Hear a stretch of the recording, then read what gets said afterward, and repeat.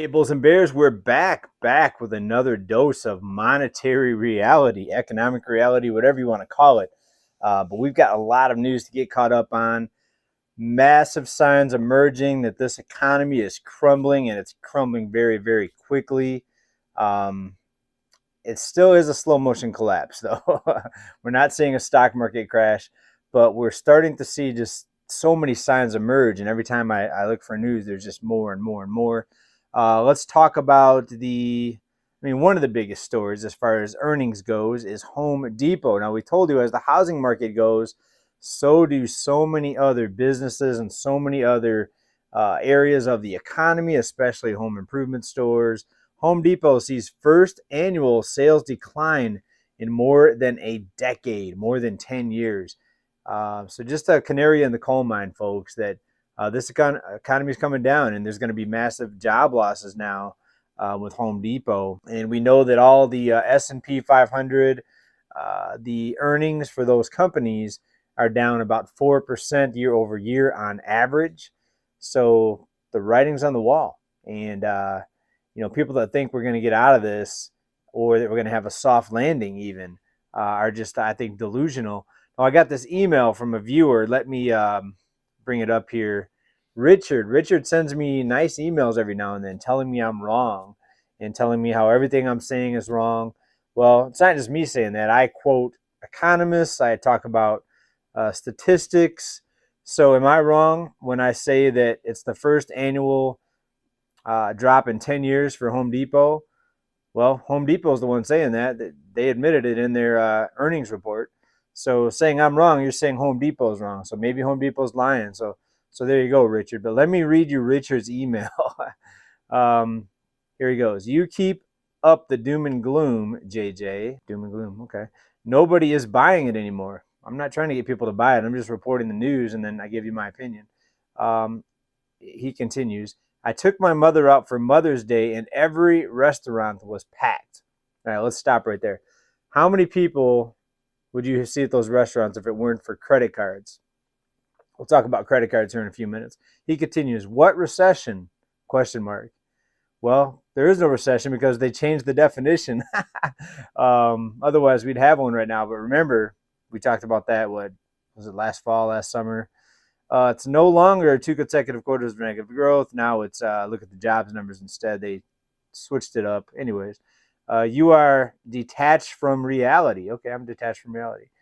And I live in my own bubble. Okay. Is it a housing bubble? I live in a housing bubble. I'm in California. He continues, I live in my own. Okay, you live in your own bubble of other unemployed. He names some politician that I can't stand, but he says I'm a supporter of that politician. All right. Anyways, that's Richard's view. He comes back to the channel, so thank you for being here, Richard. Thank you for commenting, and thank you for the emails. I like hearing stories like this. I like hearing that the restaurants were packed. I would just encourage you to ask yourself, though, if it weren't for credit cards, I think the restaurants would be empty if it weren't for credit cards.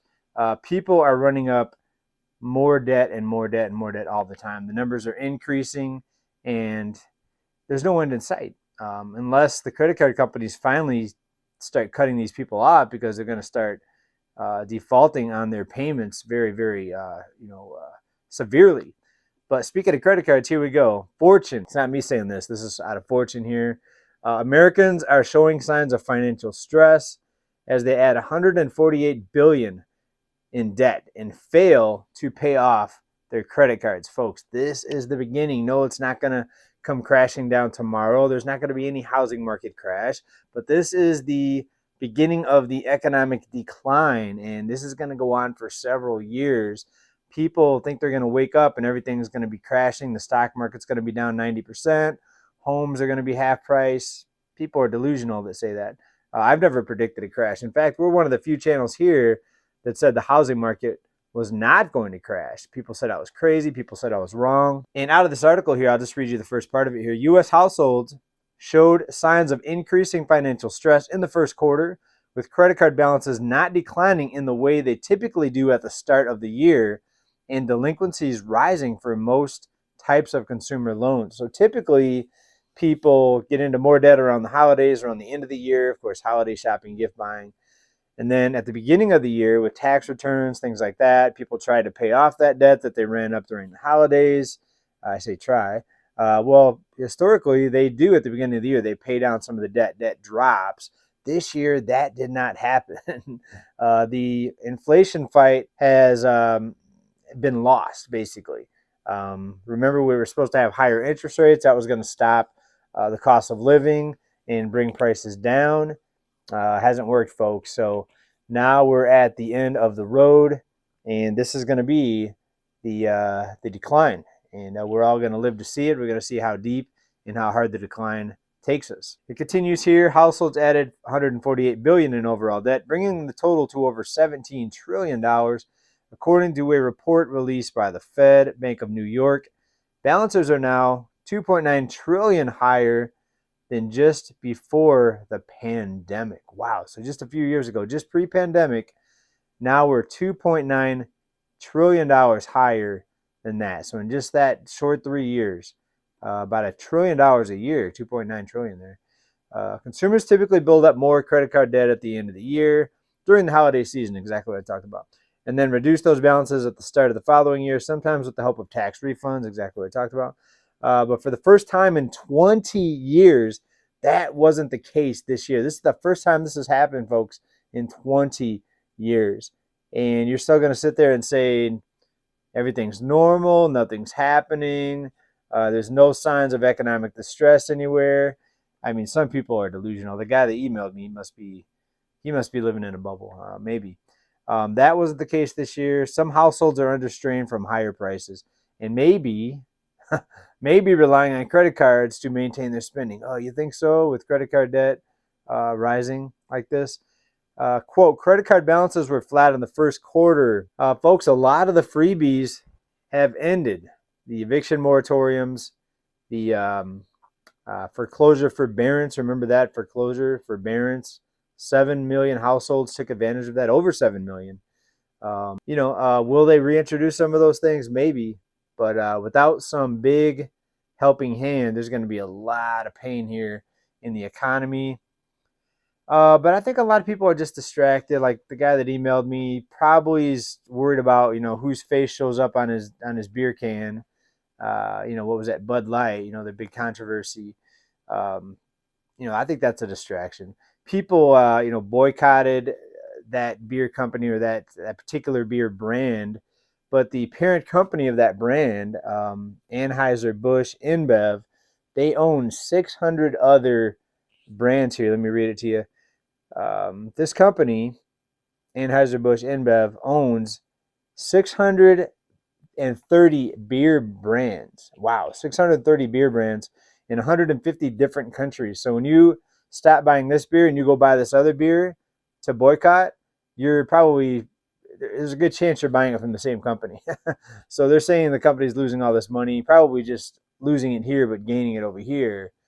630 beer brands, right? So I think that's a big distraction. People are worried about, but let's remind everybody what happened over the past weekend. We had 7 companies declare bankruptcy over the weekend, and that's the most in 15 years for that short amount of time, that 48-hour period. 7 companies filing bankruptcy. Again, nothing to see here, no recession, I'm wrong. Everything's fine because people are in restaurants, swiping their credit cards, right? That means the economy's great. There's nothing to worry about, nothing to prepare for. No economic downturn to worry about. Go out and get the biggest loan possible. Go buy a house now. Go buy 2 cars now. Go on all the expensive vacations you want to because there's no problems with the economy. All right. Anyways, you guys know my views on that.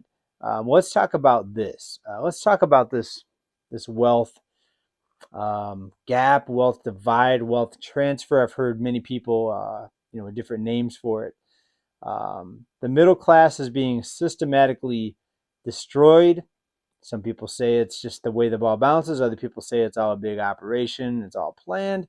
I'll let you decide that. But here are some numbers that just kind of underpin how massive this wealth transfer is here. The people on the top have never had it so good. The top 1% now own more wealth than the bottom 92%. And the 50 wealthiest Americans own more wealth than the bottom half of the entire American society. So the top 50 wealthiest individuals, the top 50 wealthiest Americans, own more wealth than the entire bottom half, which is 165 million people. The top 50 have more than 165 million people. How crazy insane is that? Oh, and the lawmakers, they're talking about it, but they say the solution is more money printing and more programs. Um, more agents to go after the wealthy and stuff like that. They're telling you that that's going to be the solution. And there was a recent study. Some 70% of Americans admit to being stressed out about their personal finances these days.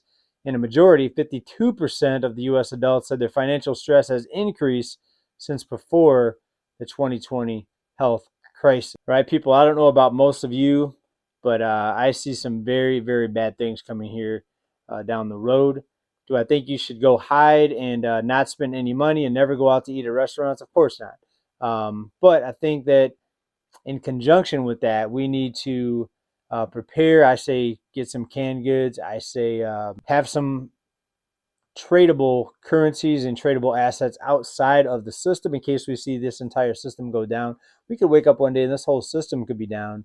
And all those people at those restaurants that have plastic to swipe, the restaurants are going to be empty because no one's going to be able to buy anything, because without debt and without the availability of credit, most people can't go out and do these things, unfortunately. So life's going to change bigly before the end of 2023. It's always changing, but it's going to change more drastically. We're going to see some wild things happen in the rest of the year, folks. Keep an eye out, because I think some big things are headed to us here just in the next few months. More big bank failures, more record bankruptcies with retailers, you name it. It's going to be unbelievable, but not unbelievable, because we all knew this was coming. It's going to be unbelievable to a lot of people. Probably Richard, he won't believe it when he sees it. I love you, Richard. I love everybody here. Thanks, everybody, for watching. Keep stacking. Bye for now.